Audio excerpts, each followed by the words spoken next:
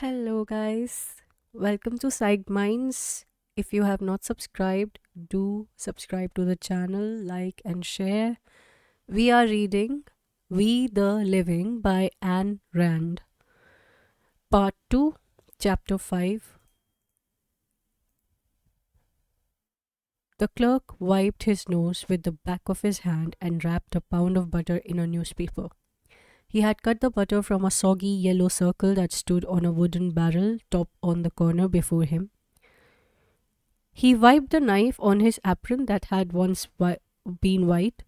His pale eyes watered, his lips were a concavity on a crumpled face. His long chin hovered uncomfortably over a counter too high for the wizened skeleton under his old blue sweater. He sniffled and, showing two broken, blackened teeth, grinned at the pretty customer in the blue hat trimmed with cherries. Best butter in town, citizen. Very best butter in town. On the counter stood a pyramid of square bread loaves, dusty black and greyish white. Above the counter hung a fringe of salami, bagels, and dried mushroom. Flies hovered at the greasy brass bowls of old weighing scales and crawled up the dusty panes of a single narrow window. Over the window, smeared by the first rain of September, hung a sign, Lev Kovalensky, Food Products. The customer threw some silver coins on the counter and took her package. She was turning to go when she stopped involuntarily for a brief, startled moment. Looking at the young man who had entered, she did not know that he was the owner of the store, but she knew that she could not have many occasions to see that kind of young man on the streets of Petrograd. Leo wore a new foreign overcoat with a belt pulled tightly across his trim, slender waistline. He wore a grey foreign felt hat, one side of its brim turned up over an arrogant profile, with a cigarette held in the corner of his mouth by two long, straight fingers in a tight, glistening foreign leather glove. He moved with the swift, confident, unconscious grace of a body that seemed born for these clothes, like the body of an animal for its regular fur, like the body of a foreign fashion plate. The girl looked straight at him, softly, defiantly. He answered with a glance that was an invitation and a mocking insult, and almost a promise. Then he turned and walked to the counter as she went out slowly. The clerk bowed low so that his chin touched the circle of butter. Good day, Lev Sergeyevich. Good day, sir. Leo flicked the ashes of his cigarette into an empty can on the counter and asked, Any cash in the register? Yes, sir, can't complain. Business was good today, sir, and let me have it.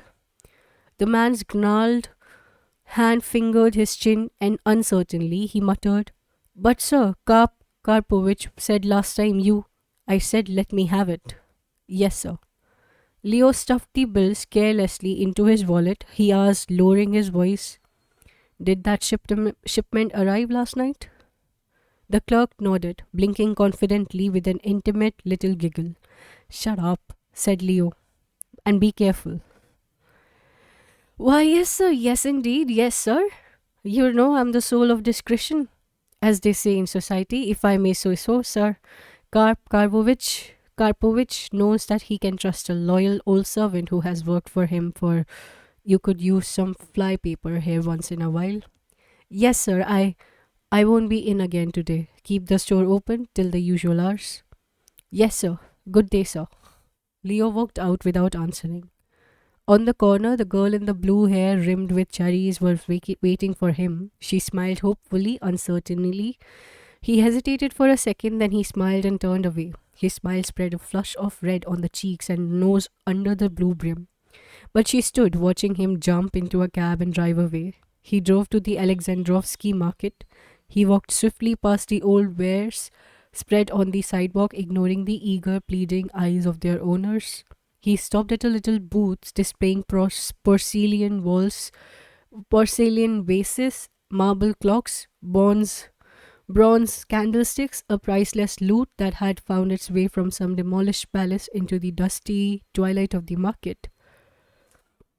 I want something for a gift, he threw at the clerk, who bowed solicitously.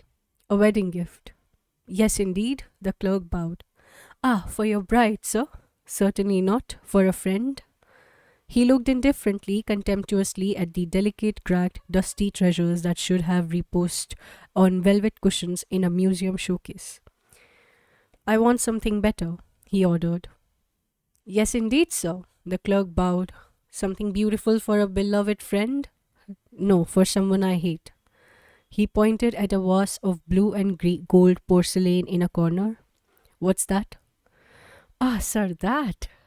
The clerk reached timidly for the vase and brought it slowly, cautiously to the counter. Its price had made him hesitate to show it even to a customer in a foreign overcoat. Genuine Savares, sir, he whispered, brushing cobwebs out of the vase, upturning it to show the delicate mark on the bottom. A royal object, sir, he breathed. A truly royal object. I'll take it, said Leo. The clerk swallowed and fumbled at his tie, watching the wallet in the gloved fingers of a customer who had not even asked the price. Comrades, in these days of peaceful state construction, the workers of proletarian cultures are the shock battalion in the vanguard of the revolution. The education of the worker present masses is the great problem of our Red Week days. We excursion leaders are a part of the great peacetime army of educators, imbued with the practical methodology of historical materialism, attuned to the spirit of Soviet reality, dedicated to. Kira sat in the ninth row on a chair that threatened to fold under her at any moment. The meeting of excursion guides was coming to an end. Around her head drooped wearily and eyes looked furtively, hopefully at a large clock on the wall over the speaker's head. But Kira tried to listen. She held her eyes fixed on the speaker's mouth to catch every word.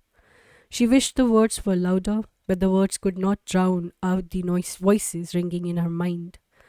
A voice over the telephone pleading, trying not to sound pleading. Kira, why do I see you so seldom? An imperious voice in the darkness of a room at night. What are those visits of yours, Kira? You said you were at Irina's yesterday, but you weren't. How long could she keep it up?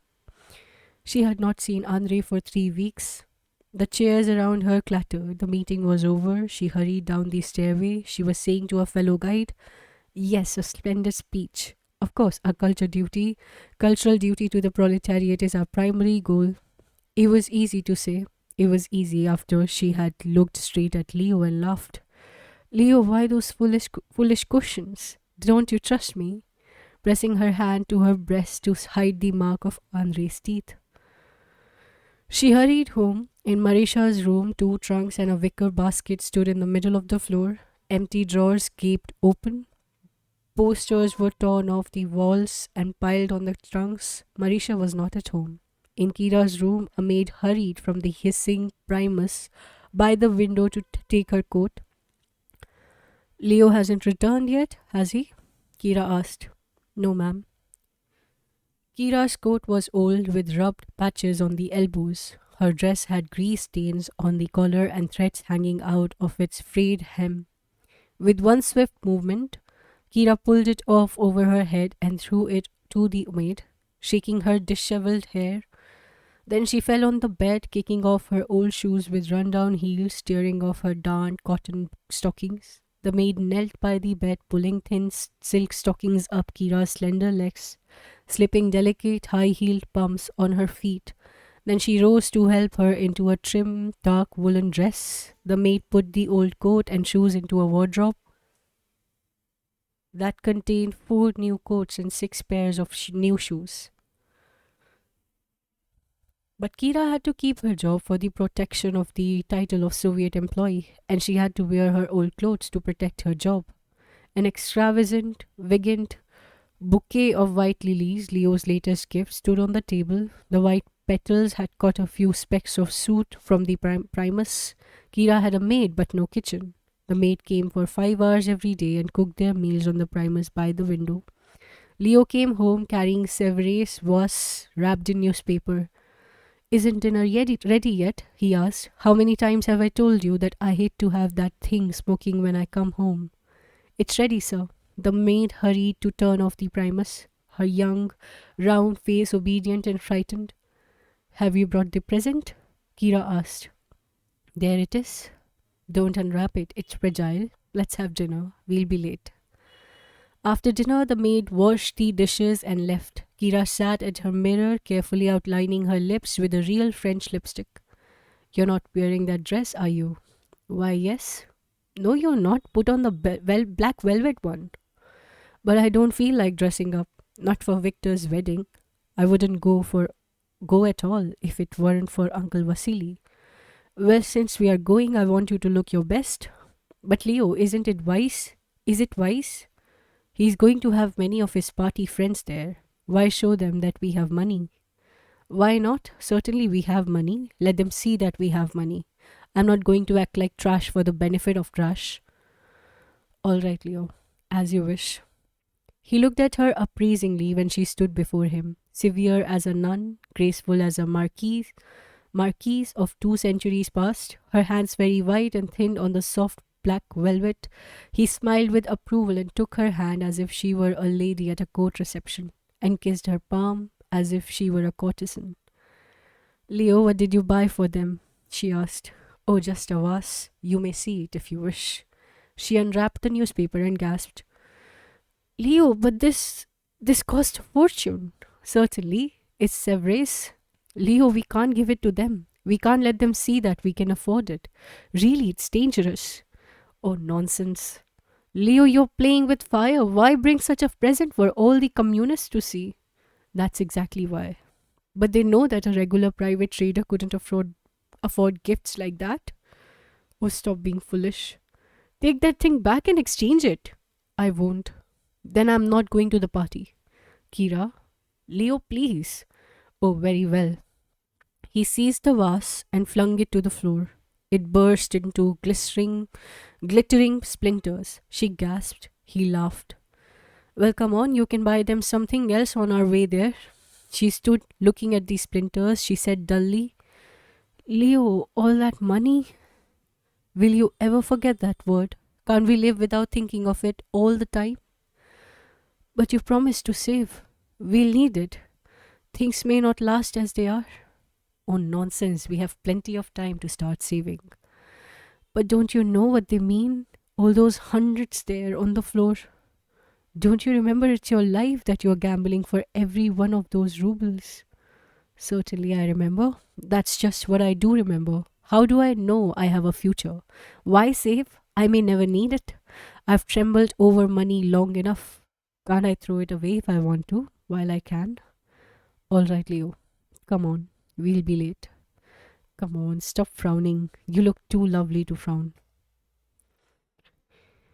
In the Dunaev dining room, a bunch of asters stood in a bowl on the table, and a bunch of daisies on the buffet, and a bunch of nasturtiums on an upright piano. The piano had been borrowed from the tenants. Long streaks remained on the parquet, following its trail from the door. Victor wore a modest dark suit and a modest expression of youthful happiness. He shook hands and smiled and bowed graciously, acknowledging congratulations. Marisha wore a purple woolen dress and a white rose on her shoulders. She looked bewildered. She watched Victor's movements with a timid, incredulous pride. She blushed and nodded hastily to the compliments of guests and shook hands without knowing whose hands they were. Her eyes vague, roving, searching for Victor.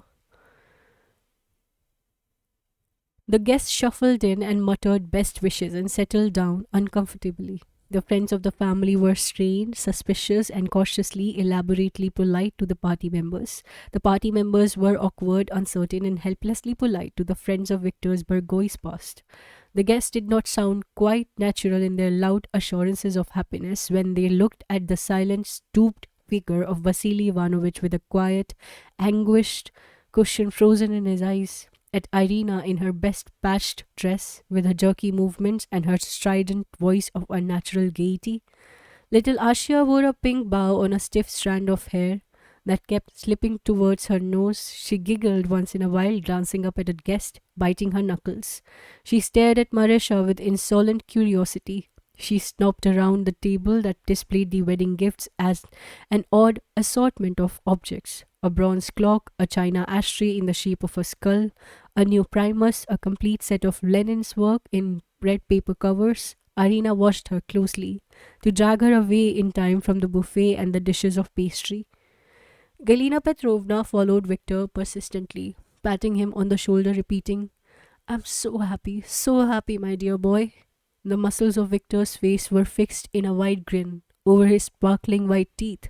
He did not have to smile, he merely turned his head to her and nodded without a change of expression. When Victor escaped her, Galina Petrovna patted Vasily Ivanovich's shoulder, repeating, I'm so happy, Vasily. You have a son to be proud of. Vasily Ivanovich nodded as if he had not heard. When Kira entered, the first person she saw standing alone by a window was Andrei. She stopped short at the door. His eyes met hers and moved slowly to the man who held her arm. Leo smiled faintly, contemptuously.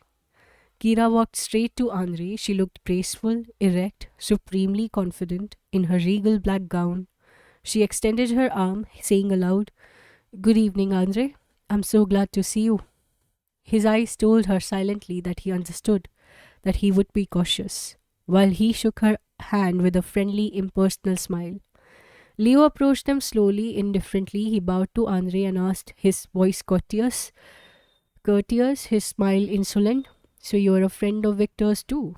As yourself, Andrei answered. Kira walked on without hurry to congratulate Victor and Marisha. She nodded to acquaintances and smiled and talked to Irina. She knew that the eyes of the man by the window were following her. She did not turn to look at him.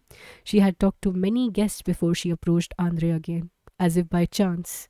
Leo was busy listening to Lydia at the other end of the room. Andrei whispered eagerly, Victor has always been inviting me. This is the first time that I have accepted. I knew you would be here, Kira. It has been 3 weeks and I know. I'm sorry, Andrei, but I couldn't. I'll explain later. I'm glad to see you. If you're careful, I will be careful. What a lovely dress, Kira. New? Oh, yes, it's a present from mother. Kira, do you always go to parties with him? Do you mean Leo? Yes. I hope you don't presume to dictate the friends with whom I may. Kira. He was startled by the icy firmness of her voice. He was apologizing. Kira, I'm sorry. Of course, I didn't mean. Forgive me. I know I have no right to say, but you see, I've always disliked him. She smiled gaily as if nothing had happened and leaning into the shadow of the window niche, pressed his fingers swiftly. Don't worry, she whispered, and moving away from him, turned, shaking her hair, throwing at him through the tousled locks a glance of such warm, sparkling understanding that he caught his breath, thrilled by the secret they were guarding together, among strangers for the first time.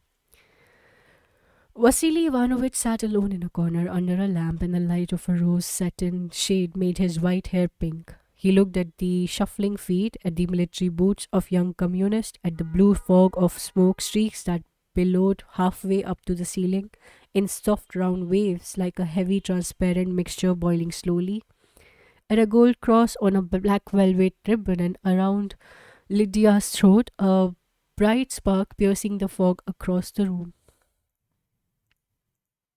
Kira approached and sat down beside him. He patted her hand and said nothing, and knew that she knew.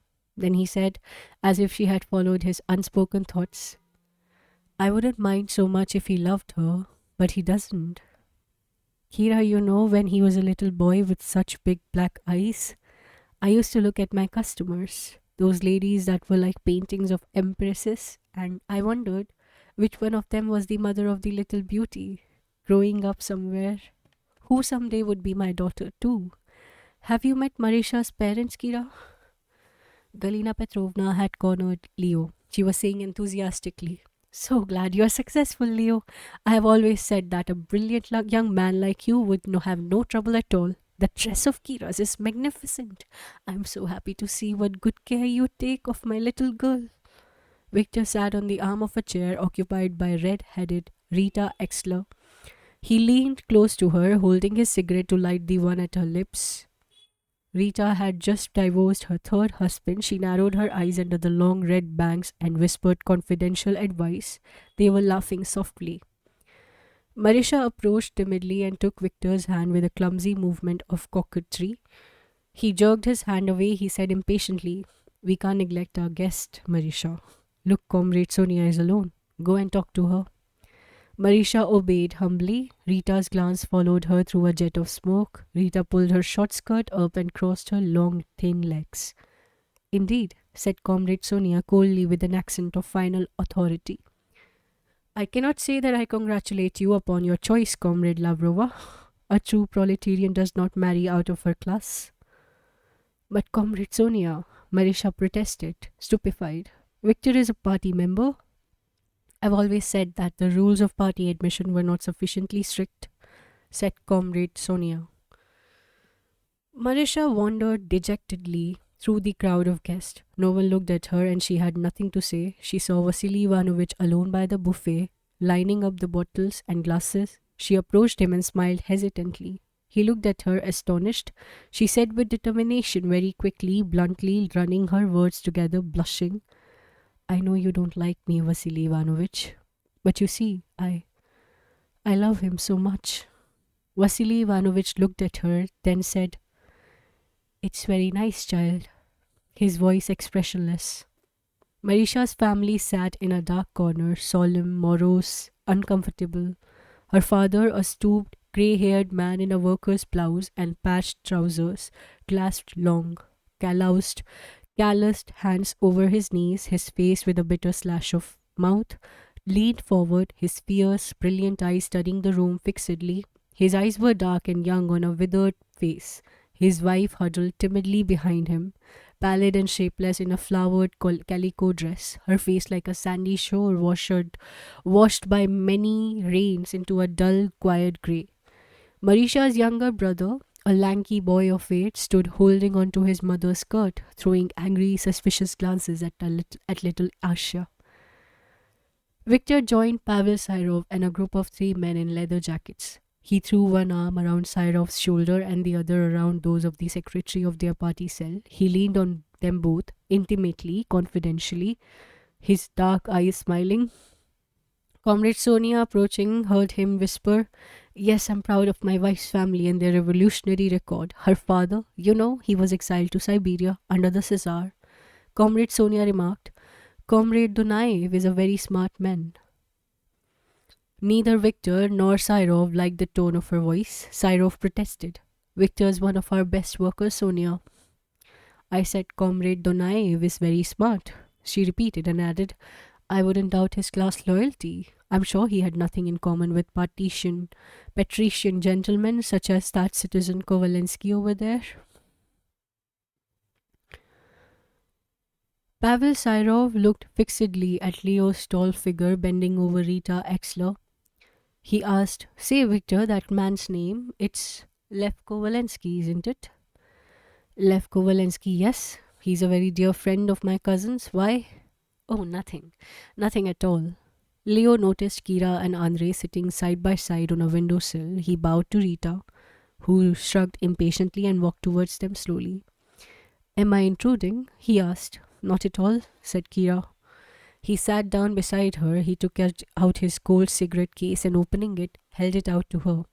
She shook her head. He held it over to Andrei. Andrei took a cigarette. Leo bent forward to light it, leaning over Kira. "Sociology being the favorite science of your party," said Leo, "don't you find this wedding an occasion of particular interest, Comrade Taganov?" "Why, Citizen Kovalensky?" "As an opportunity to observe the essential immutability of human nature. A marriage for reasons of state is one of the oldest customs of mankind. It had always been advisable to marry into the ruling class. You must remember," said Andrei, "the social class to which the person concerned belongs." "Oh, nonsense," said Kira. "They are in love with each other." "Love," said Leo, "is not part of the philosophy of Comrade Taganov's party, is it?" "It is a question that has no reason to interest you," Andrei answered. "Hasn't it?" Leo asked slowly, looking at him. "That's what I'm trying to find out." "Is it a question that contradicts your theory on the subject?" Andrei asked. "No, I think it supports my theory. You see, my theory is that members of your party have a tendency to place their sexual desires high above their own class. He was looking straight at Andre, but he pointed lightly with his cigarette at Marisha across the room. If they do, Andre answered slowly, they are not always unsuccessful. He was looking straight at Kira, but he pointed at Victor. Marisha looks happy, said Kira. Why do you resent it, Leo? I resent the arrogant presumption of friends, Leo began, who do not know the limit of a friendship's rights. Andre finished. Andre, said Kira, we are not being gallant to Marisha. I'm sorry, he said hastily. I'm sure Citizen Kovalensky won't misunderstand me. I don't, said Leo. Irina had lined glasses on trays and Vasily Ivanovich had filled them. She passed them to the guest, smiling vaguely at the hands that took the glasses. Her smile was resigned, indifferent. She was silent, which was unusual for her. The trays were emptied swiftly. The guest had held glasses eagerly, impatiently. Victor rose and the clatters of voices stopped short in a solemn silence. My dear friends, Victor's voice was clear, vibrant with his warmest persuasiveness. I have no words to describe my deep gratitude to all of you for your kindness on this great day of my life. Let us all join in a toast to a person who is very dear to my heart, not only as a relative, but as a man who symbolizes a splendid example to us, young revolutionaries starting out on our lives of service to the cause of the proletariat. A man who has devoted his life to that cause, who has risen bravely against the tyranny of the Czar, who has sacrificed his best years in the cold wastes of a Siberian exile, fighting for the great goal of the people's freedom. And since that goal is ever paramount for all of us, since it is higher than all thoughts of personal happiness, let us drink our first toast to one of the first fighters of the triumph of the worker peasant Soviets, my beloved father in law, Gilib Ilyich Lavrov. Hands applauded noisily. Glasses rose, clinking. All eyes turned to the corner where the gaunt, stooped figure of Marisha's father got up slowly. Lavrov was holding his glass, but he did not smile. His gnarled hand motioned for silence. He said slowly, firmly, evenly, listen here, young people, you young whelps. I spent 4 years in Siberia. I spent them because I saw the people starved and ragged and crushed under a boot, and I asked for freedom. I still see the people starved and ragged and crushed under a boot, only the boot is red. I didn't go to Siberia to fight for a crazed, power drunk, bloodthirsty gang that strangles the people as they have never been strangled before, that knows less of freedom than any Caesar ever did. Go ahead and drink all you want. Drink till you drown in the last rag of conscience in your fool brains. Drink to anything you wish. But when you drink to the Soviets, don't drink to me. Wow. In the dead silence of the room, a man laughed suddenly, a loud, ringing, resonant laughter. It was Andrei Taganov. Pavel Syrov jumped up and throwing his arm around Victor's shoulder yelled, waving his glass, Comrades, there are traitors even in the ranks of the workers. Let's drink to those who are loyal. Then there was much noise, too much noise. Glasses clinked, voices rose, hands slapped shoulders. Everybody yelled at once. No one looked at Lavrov. Only Vasily Ivanovich approached him slowly and stood looking at him. Their eyes met. Vasily Ivanovich extended his glass and said, Let us drink to our children's happiness, even though you don't think that they will be happy, and I don't either. They drank. At the other end of the room, Victor seized Marisha's wrist, dragging her aside and whispered, his white little lips at her ear, You damn fool, why didn't you tell me about him? She muttered, blinking, her eyes full of tears. I was scared. I knew you wouldn't like it, darling. Oh, darling, you shouldn't have. Shut up. There were many drinks to follow. Victor had provided a good supply of bottles and Pavel Syrov helped to open them speedily.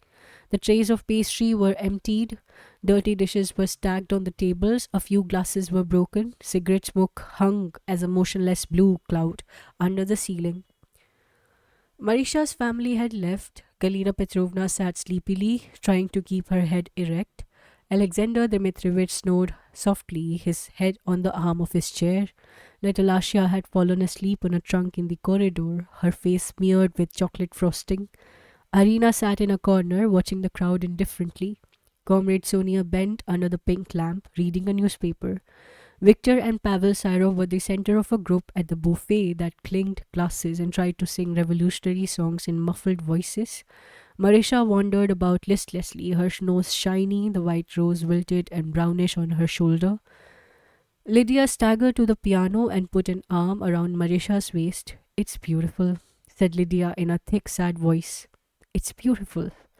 What is beautiful? Marisha asked. Love, said Lydia. Romance, that's it, romance. Ah, love is rare in this world. They are few, the chosen few.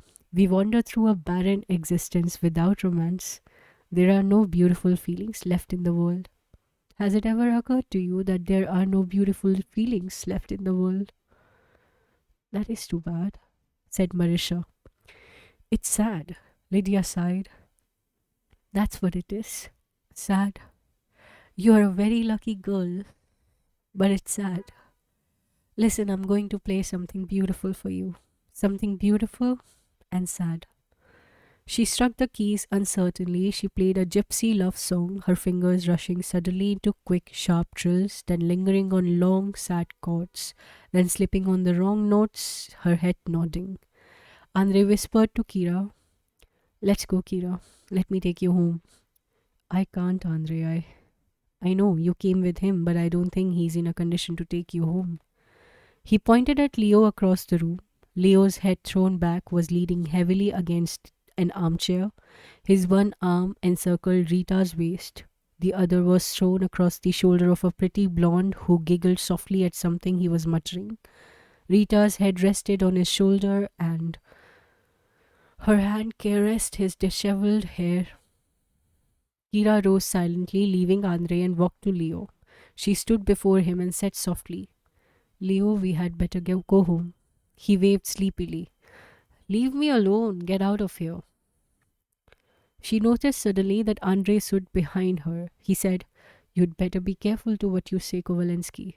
Leo pushed Rita aside and the blonde slid, giggling to the floor. He said, frowning, pointing at Kira, And you would better keep away from her. And you would better stop sending her gifts and watches and such. I resent it. What right have you to resent it? Leo stood up, swaying, smiling ominously. What right? I'll tell you what right. Leo, Kira interrupted firmly, weighing her every word, her voice loud, her eyes holding his. People are looking at you. Now what is it you wanted to say? Nothing, said Leo. If you weren't drunk, Andre began.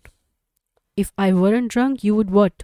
You seem sober, and yet not sober enough not to be making a fool of yourself over a woman you have no right to approach.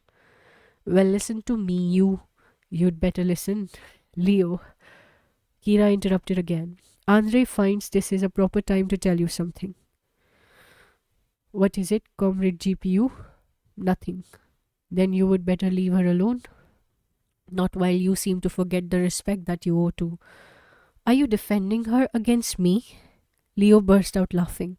Leo's laughter could be more insulting than his smile, more insulting than a slap in the face. Come on, Kira, said Andre. I'll take you home. Yes, said Kira. You're not taking her anywhere, Leo roared. You are. Yes, he is, Irina interrupted, stepping suddenly between them. Leo stared at her, amazed. With sudden strength, she whirled him about, pushing him into a window niche. While she nodded to Andre, ordering him to hurry, he took Kira's arm and led her out. She followed silently, obediently. Irina hissed into Leo's face. Are you insane? What were you trying to do? Yell for all of them to hear that she's your mistress? Leo shrugged and laughed indifferently. All right, let her go with anyone she pleases. If she thinks I'm jealous, she's mistaken. Kira sat silently in the cab, her head thrown back, her eyes closed. Kira, Andre whispered, that man is no friend of yours. You shouldn't be seen with him. She did not answer. When they were driving by the place garden palace garden, he asked, Kira, are you too tired to stop at my house? She said indifferently, No, I'm not. Let's stop. When she came home, Leo was sprawled on the bed, fully dressed, asleep. He raised his head and looked at her. Where have you been, Kira? He asked softly, helplessly. Just, just driving around, she answered. I thought you had gone. Forever. What was it I said tonight, Kira? Nothing, she whispered, kneeling by his side. You should leave me, Kira. I wish you could leave me, but you won't. You won't leave me, Kira. Kira, will you? No, she whispered. Leo, will you leave that business of yours? No, it's too late. But before they get me, I still have you, Kira. Kira, Kira, I love you. I still have you, she whispered. Yes, pressing his face, white as marble, to the black velvet of her dress. That brings us to the end of chapter 5.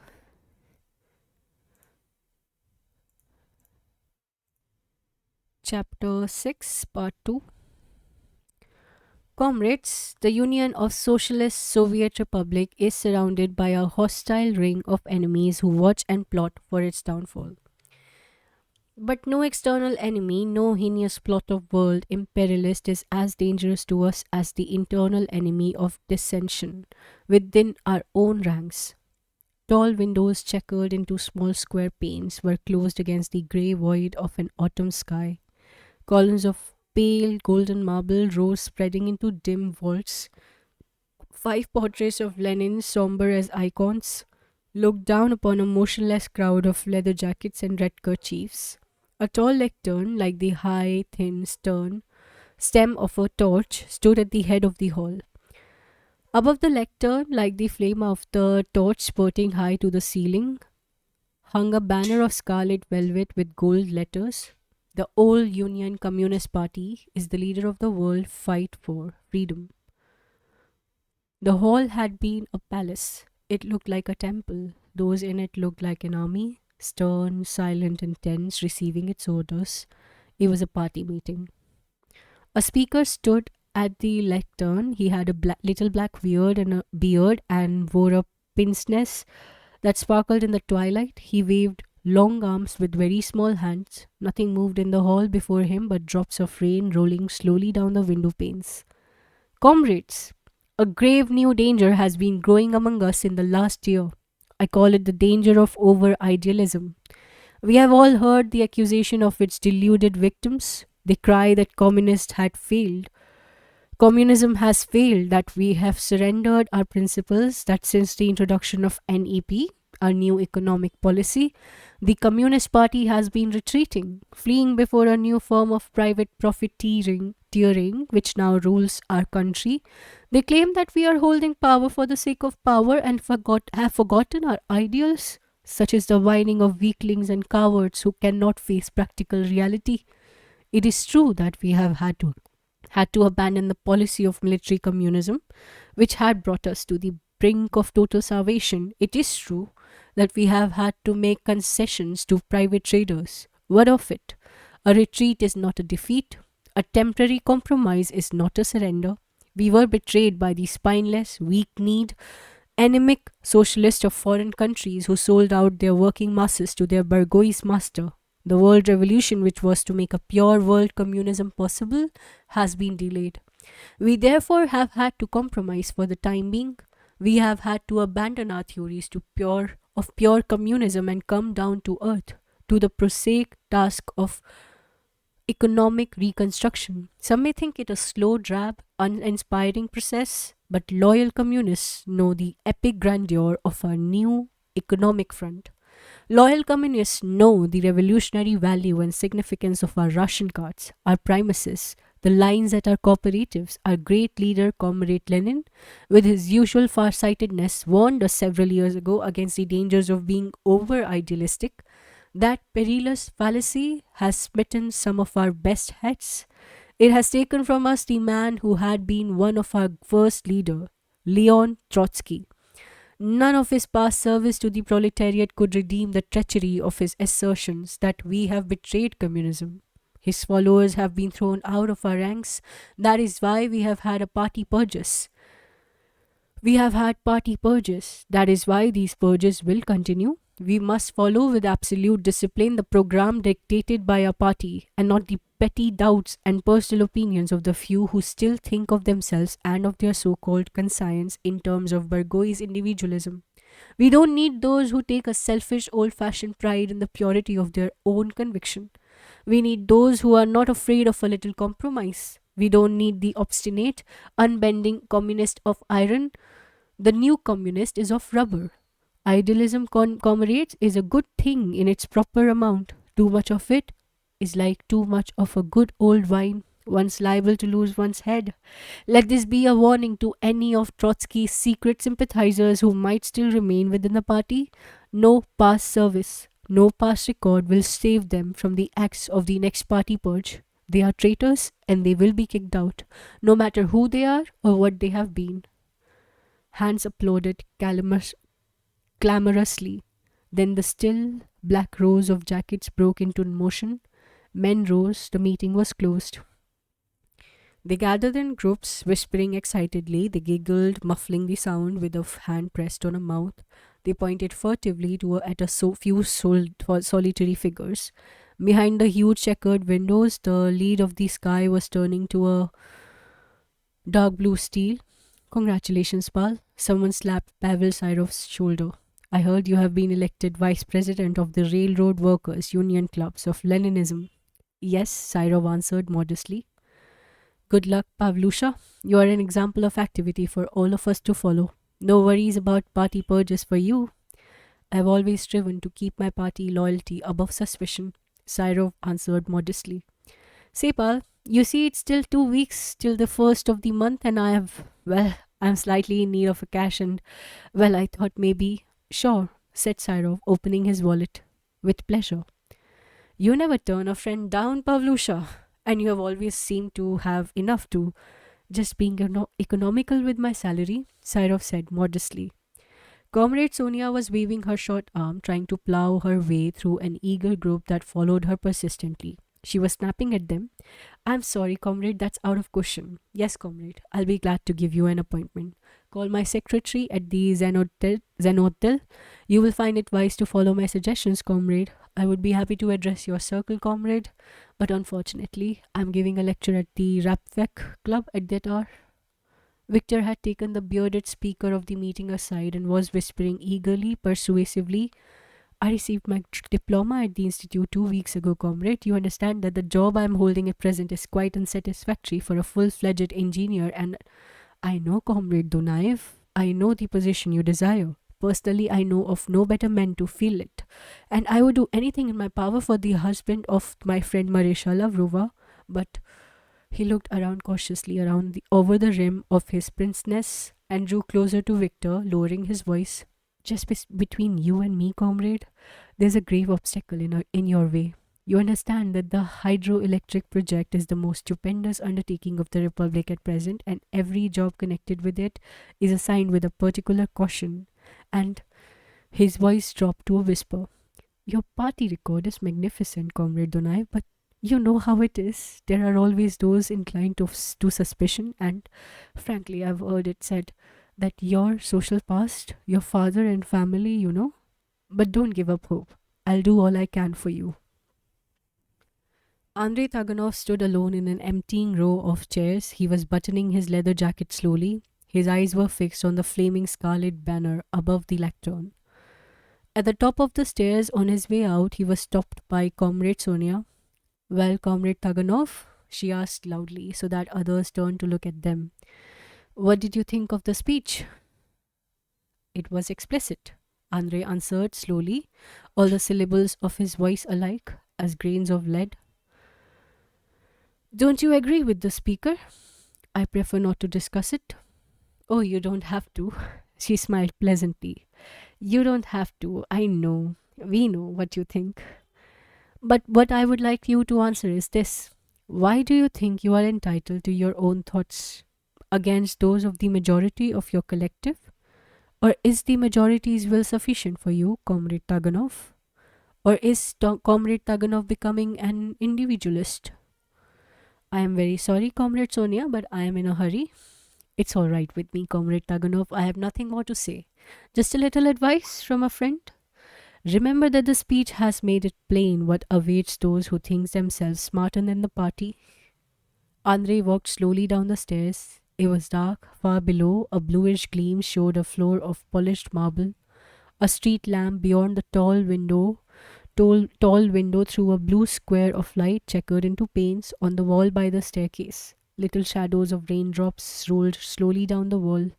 Andrei walked down, his body slender, erect, unhurried, steady, the kind of body that in centuries past had worn the armor of a Roman, the mail of a crusader. It wore a leather jacket now. Its tall, black shadow moved slowly across the blue square of light and raindrops on the wall. Victor came home. He flung his coat on a chair in the lobby and kicked his galoshes into a corner. The galoshes upset an umbrella stand that clattered down to the floor. Victor did not stop to pick it up. In the dining room, Marisha sat before a pile of opened volumes, bending her head to one side, writing studiously, biting her pencil. Vasily Ivanovich sat by a window, carving a wooden box. Asya sat on the floor, mixing sawdust, potato peelings, and sunflower seed shells into a broken bowl. Dinner ready? Snapped Victor. Marisha fluttered up to throw her arms around him. Not quite, darling, she apologized. Irina's been busy, and I have this thesis to write for tomorrow, and he threw her arms off impatiently and walked out, slamming the door. He went down a dim corridor to Irina's room. He threw the door open without knocking. Irina stood by the window in Sasha's arms, his lips on hers. She jerked away from him. She cried, "Victor!" Her voice choked with indignation. Victor wheeled about without a word and slammed the door behind him. He returned to the dining room. He roared at Marisha. "Why the hell isn't the bed made in our room? The room is like a pigsty. What have you been doing all day?" "But darling," she faltered. I've been at the Rapfec and then at the Lenin's library meeting and the Wall newspaper's editorial board, and then there's this thesis on electrification I have to read tomorrow at the club, and I don't know a thing about electrification, and I have had to read so much. And well, go and see if you can heat something on the Primus. I expect to be fed when I come home." "Yes, dear." She gathered her books swiftly, nervously. She hurried, pressing the heavy pile to her breast, dropped 2 books by the door, bent awkwardly to pick them up, and went out. "Father," said Victor, "why don't you get a job?" Vasily Ivanovich raised his head slowly and looked at him. "What's the matter, Victor?" he asked. Nothing at all. Only it's rather foolish to be registered as an unemployed bourgeois and be constantly under suspicion. "Victor, we haven't discussed our political views for a long time, you know. But if you want to hear it, I will not work for your government so long as I live." "But surely, father, you are not hoping still that—" "What I am hoping is not to be discussed with a party man, and if you are tired of the expense—" "Oh no, father, of course, it isn't that." Sasha passed through the dining room on his way out. She shook hands with Vasily Ivanovich. He patted Asya's head. He went out without a word or a glance at Victor. "Irina, I want to speak to you," said Victor. "What is it?" she asked. "I want to speak to you alone." "Anything you have to say, father may hear it." "Very well. It's about that man." He pointed at the door that had closed behind Sasha. "Yes." "I hope you realize the infernal situation." "No, I don't. What situation?" "Do you know with what type of man you are carrying on an affair?" "I'm not carrying on any affair. Sasha and I are engaged." Victor jerked forward, opening his mouth and closing it again, then said slowly with an effort to control himself, "Irina, that's utterly impossible." She stood before him, her eyes steady, menacing, scornful. She asked, "Is it? Just exactly why?" He leaned towards her, his mouth twitching. "Listen," he hissed. "Don't make any useless denials. I know what your Sasha Chernov is. He's up to his neck in counter-revolutionary plots. It's none of my business. I'm keeping my mouth shut. But it won't be long before others in the party discover it. You know the end for bright lads like him. Do you expect me to stand by and watch my sister marrying a counter revolutionary? What do you think it will do to my party standing? What it will do to your party standing or to yourself, Irina said with meticulous precision, concerns me less than the cats leaving on the back stairs. Irina! Vasily Ivanovich gasped. Victor whirled upon him. You tell her, Victor roared. It's hard enough to get anywhere with the milestone of this family tied around my neck. You can roll straight down to hell if you all enjoy it so nobly, but I'll be damned if you are going to drag me along. But Victor, Vasily Ivanovich said quietly, there's nothing either you or I can do about it. Your sister loves him. She has a right to her own happiness. God knows she's had little enough of it these last few years. If you're so afraid for your damn party hide, said Irina, I'll get out of here. I'm making enough for myself. I could starve on my own and on what one of your red club considers a living salary. I have had gone long ago. I would have had long gone long ago if it weren't for father and Asya. Irina, Vasily Ivanovich moaned. You won't do that. In other words, Victor asked, you refuse to give up that young fool. And also, Irina answered, I refuse to discuss him with you. Very well, said Victor. I have warned you. Victor, Vasily Ivanovich cried. You're not going to harm Sasha, are you? Don't worry, Irina hissed. He won't. It would be too compromising for his party standing. Kira met Vava Milovskaya in the street but could hardly recognize her, and it was Vava who approached timidly, muttering, How are you, Kira? Vava wore an old felt hat made over from her father's derby, with a broken brim that looked as if it had not been brushed for days. One black curl hung carelessly over her right cheek, her mouth was smeared unevenly with a faded purplish lipstick, and her little nose was shiny, but her eyes were dull. Her eyes looked swollen, aged, indifferent. Vava, I haven't seen you for such a long time. How are you? I'm married, Kira. You? Why, congratulations. When? Thanks. 2 weeks ago. Vava's eyes were looking away. She muttered, staring at the street. I. We didn't have a big wedding, so we didn't invite anyone. Just a family, you see. It was a church wedding. And Kolya didn't want that known at the office where he works. Kolya? Yes, Kolya Smyatkin. You probably don't remember him. You met him at my party, though that's what I am now, Citizen Smyatkin. Smyatkina. He works at the Tobacco Trust and it's not a very big job, but they say he'll get a raise. He's a very nice boy. He loves me very much. Why shouldn't I have married him? I didn't say you shouldn't have, Baba. What is there to wait for? What can one do with oneself these days if one isn't a what I like about you, Kira, is that you are the first person who didn't say she wished to be happy. She wished me to be happy. But I do wish it, Baba. Well, I am happy. She tossed her head defiantly. I'm perfectly happy. Wawa's hand in a soiled glove rested on Kira's arm. She hesitated as if she feared Kira's presence and closed her fingers tighter over Kira's arm as if she were afraid to let her go, as if she were hanging on desperately on something she did not want to utter. Then she whispered, looking away, Kira, do you think he is happy? Victor is not a person who cares about being happy, Kira answered slowly. I wouldn't mind, Wawa whispered. I wouldn't mind if she were pretty, but I saw her. Oh well, anyway, it doesn't concern me at all. Not in the least. I would like you to come over and visit us, Kira, you and Leo. Only we haven't found a place to live yet. I moved into Kolya's room because my old room, well, father didn't approve, you see, so I thought it would be better to move out. And Kolya's room, it's a former storage closet in a big apartment and it's so small that but when we find a room, I'll invite you to come over and, well, I have to run along. Goodbye, Kira. Goodbye, Baba. He's not in, said the grey haired woman. I'll wait, said Comrade Sonia. The woman shuffled uncomfortably from foot to foot and chewed her lips. Then she said, Don't see how you can wait, citizen. We have got no reception room. I'm only Citizen Syrov's neighbor and my quarters. I'll wait in Citizen Syrov's room. But, citizen, I said I'll wait in Citizen Syrov's room. Comrade Sonia walked resolutely down the corridor. The old neighbor followed, nodding dejectedly, watching the swift heels of Comrade Sonia's flat, masculine shoes. Pavel Sirov jumped up when Comrade Sonia entered. He threw his arms wide in a gesture of surprise and welcome.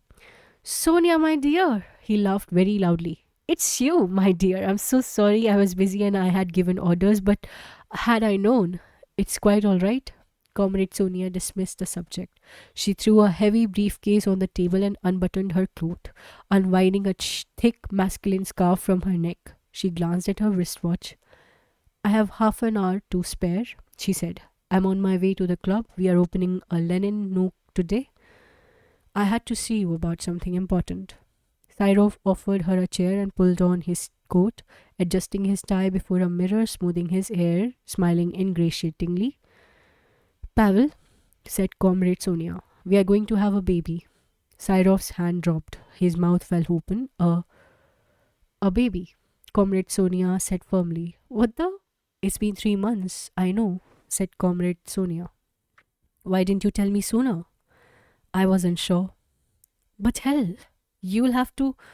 It's too late to do anything now. Why the devil didn't you? I said it was too late. Cyrov fell on a chair before her and stared intently at her unruffled calm. Are you sure it's mine? He asked hoarsely. Pavel? She said without raising her voice. You are insulting me. He jumped up and walked to the door and came back and sat down again and jumped up. Well, what in the hell are we to do about it? We are going to be married, Pavel. He bent toward her, his closed fist on the table. You have gone crazy, he said heavily. She looked at him silently, waiting. You are crazy, I tell you. I have no such intentions. But you will have to do it. I will I? You get out of here, you. Pavel, she said softly. Don't say anything you may regret. Listen, what the? We are not living in a Burgoy's country. Hell, there's no such thing as a betrayed virgin. And you were no virgin anyway. And, well, if you want to go to court, try and collect for its support. And the devil take you. But there's no law to make me marry you. Marry? Hell, you would think we lived in England or something. Sit down, Pavel, said Comrade Sonia, adjusting a button on her cuff. And don't misunderstand me. My attitude on the subject is not old-fashioned in the least. I'm not concerned over morals or public disgrace or any such nonsense. It is merely a matter of our duty. Our what? Our duty, Pavel, to a future citizen of our republic? Cyrov laughed. It sounded as if he were blowing his nose. Cut that out, he said. You're not addressing a club meeting. Indeed, said Comrade Sonia. So loyalty to our principles is not part of your private life? He jumped up again. Now, Sonia, don't misunderstand me. Of course, I'm always loyal and our principles. Of course, it is a fine sentiment and I appreciate it. But then, what's the difference to the future citizen? The future of our republic is in the coming generation. The upbringing of our youth is a vital problem. Our child shall have the advantage of a party mother and father to guide its steps. Hell, Sonia, that's not at all up to date. There are day nurseries and, collective training, one big family. The spirit of the collective learned early in life. And state nurseries are to be the great accomplishment of the future. At present, they are imperfect. Our child shall be brought up as a perfect citizen of our great republic. Our child, oh hell. How do I know? Pavel, are you intimating that? Oh, no, I didn't mean anything. But hell, Sonia, I was wrong. You should have known better than. Then you regret it, Pavel?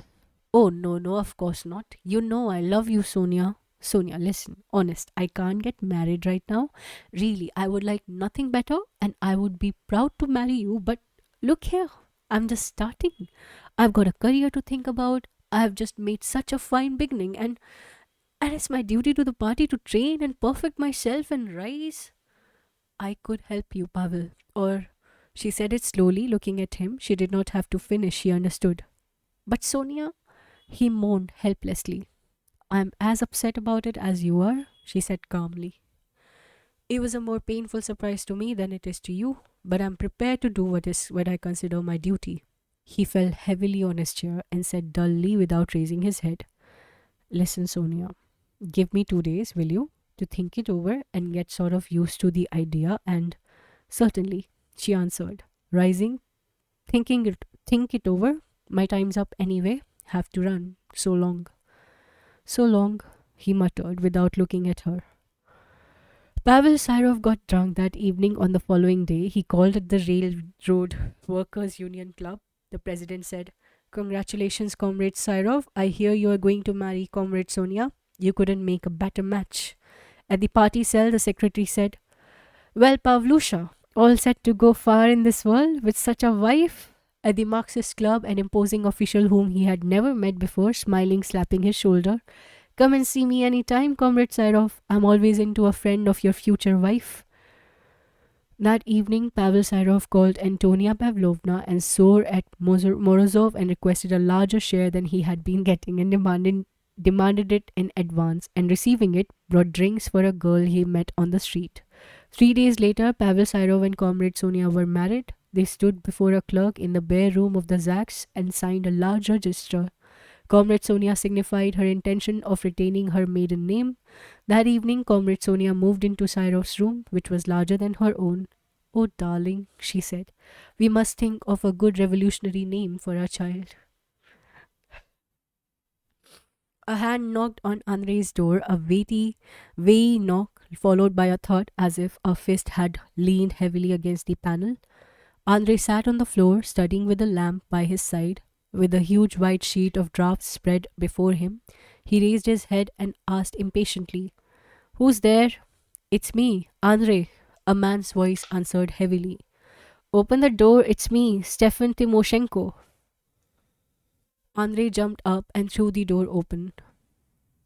Stefan Timoshenko, who had served in the Baltic Fleet and in the Coast Guard of the GPU, stood on the stair landing, swaying a little, leaning against the wall. He wore a sailor's cap, but its band bore no star, no ship's name. He wore civilian clothes, a short jacket with a mangy rabbit fur collar, with rubbed spots on the elbows of sleeves too tight for his huge arms. The fur collar was unfastened. His tanned neck with bulging cords was open to the cold. He grinned. The light glistened on his white teeth, in his dark eyes. Good evening, Andrei. Mind if I butt in? Come in. I'm glad to see you. I thought you had forgotten your old friends. No, said Timoshenko. No, I haven't. He lumbered in and closed the door behind him, reeling a little. No, I haven't, but some of the old friends are only too damn glad to forget me. I don't mean you, Andrei. No, not you. Sit down, said Andrei. Take that coat off. Aren't you cold? Who, me? No, I'm never cold. And if I was, it would do me no good because this here is all I've got. I'll take the damn thing off. Here. Sure, all right. I'll sit down. I bet you want me to sit down because you think I'm drunk. No, said Andrei, but, well, I am drunk, but not very much. You don't mind if I'm a little drunk, do you? Where have you been, Stefan? I haven't seen you for months. Oh, around? I was kicked out of the GPU. You know that, don't you? Andrei nodded slowly, looking down at his drafts on the floor. Yup, said Timoshenko, stretching his feet out comfortably. I was kicked out. No, reliable. No, not reliable, not revolutionary enough. Stefan Timoshenko of the Red Bald Fleet. I'm sorry, said Andrei. Shut up. Who's asking you for sympathy? That's funny. That's what it is. Very, very humorous. He looked up at the cupids on the cornice. And you've got a funny place here. It's a hell of a place for a communist to live in. I don't mind, said Andrei. I could move, but rooms are so hard to get these days. Sure, said Timoshenko, and laughed suddenly, loudly, senselessly. Sure, it's hard for Andrei Taganov. It wouldn't be hard for little Comrade Sirov, for instance. It wouldn't be hard for any bastard that uses a party card as a butcher knife. It wouldn't be hard to throw some poor devil out on the ice of the never. You're talking nonsense, Stephen. Would you like something to eat? No, hell no. What are you driving at? You little fool. Think I'm starving? Why no, I didn't even. Well, don't. I still have enough to eat and to drink, plenty to drink. I just came around because I thought little Andre needed someone to look after him. Little Andre needs it badly. He will need it very badly. What are you talking about? Nothing, nothing, pal. Just talking. Can't I talk? Are you like the rest of them? Want everybody to talk, order them to talk, talk, talk, without the right to say anything? Here, said Andre. Put that pillow under your neck and take it easy. Rest. You're not feeling well. Who, me? Timoshenko took the pillow and flung it at the wall and laughed. I've never felt this better in my life. I feel grand, free and finished. No worries of any kind anymore. Stefan, why don't you come here more often? We used to be friends. We could still help each other. Timoshenko leaned forward and stared at Andrei and grinned somberly. I can't help you, kid. I could help you only if you could take me by the scruff of my neck and kick me out, and with me kick out everything that goes with me, and then go and bow very low and lick a very big boot. But you won't do it. And that's why I hate you, Andre. And that's why I wish you were my son. Only I will never have a son. My sons are strewn all over the whorehouse of the USSR. He looked down at the white drafts on the floor and kicked a book and asked, What are you doing here, Andre? I was studying. I haven't had much time to study. I've been busy at the GPU. Studying, ah? How many years you got left at the institute? 3 years. Uh-huh. Think you'll need it? Need what? The learning? Why wouldn't I? Say, Paul, did I tell you they kicked me out of the GPU? Oh, yes, I told you, but they haven't kicked me out of the party. Not yet. But they will. At the next purge I go. I wouldn't think of that in advance. You can still. I know what I'm talking about, Andre. You do too. And do you know who will go next? No, said Andre. You, said Stefan Timoshenko. Andrei rose, crossed his arm, looked at Timoshenko and said quietly, Maybe. Listen, pal, Timoshenko asked. Have you got something to drink here? No, said Andrei. And you're drinking too much, Stefan. Oh, I am. Am I? Timoshenko chuckled and his head rocked slowly, mechanically, so that its huge shadow on the wall swung like a pendulum. Am I drinking too much? And have I no reason to drink? Say. I'll tell you. He rose, swaying, towering over Andrei, his shadow hitting the doves on the ceiling. I'll tell you the reason, and then you'll say I don't drink enough. You poor little pup in the rain. That's what you will say. He pulled at his sweater too tight under the arms and scratched his shoulder blades and roared suddenly. Once upon a time, we made a revolution. We said We said we were tired of hunger, of sweat, and of lies. So we cut throats and broke skulls and poured blood, our blood, their blood, to wash a clean road for freedom. Now look around you. Look around you, Comrade Taganov, party member since 1915. Do you see where men live? Men live. Men are brothers. Do you see what they eat? Have you ever seen a woman falling on the street, vomiting blood on the cobblestones, dying of hunger? I have. Did you see the limousines speeding at night? Did you see who's in them? There's a nice little comrade we have in the party. A smart young man with a brilliant future. Pavel Syrov's the name. Have you ever seen him open his wallet to pay for a horse champagne? Did you ever wonder where he gets the money? Did you ever go to the European Glove Garden? Not often, I bet. But if you had, you would see the respectable citizen Morozov getting indigestion on caviar. Who is he? Just assistant manager of the food trust, the state food trust of the Union of Socialist Soviet Republics. We are the leaders of the world proletariat and we'll bring freedom to all suffering humanity. Look at our party. Look at the loyal members with links still wet on their party tickets. Watch them reaping the harvest from the soil that our blood had fertilized. But we are not red enough for them. We are not revolutionaries. We are kicked out as traitors.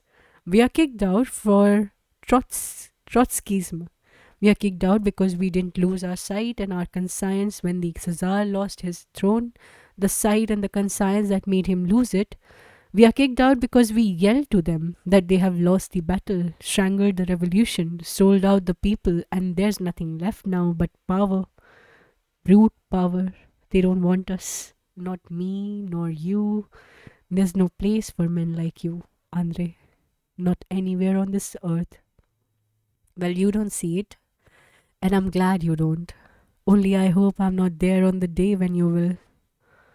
Andrei stood still, silent, his arms crossed. Timoshenko seized his jacket and pulled it on hastily, reeling.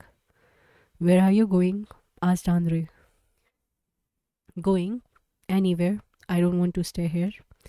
Stefan, don't you think that I see it too? But screaming about it won't help, and drinking yourself to death won't help.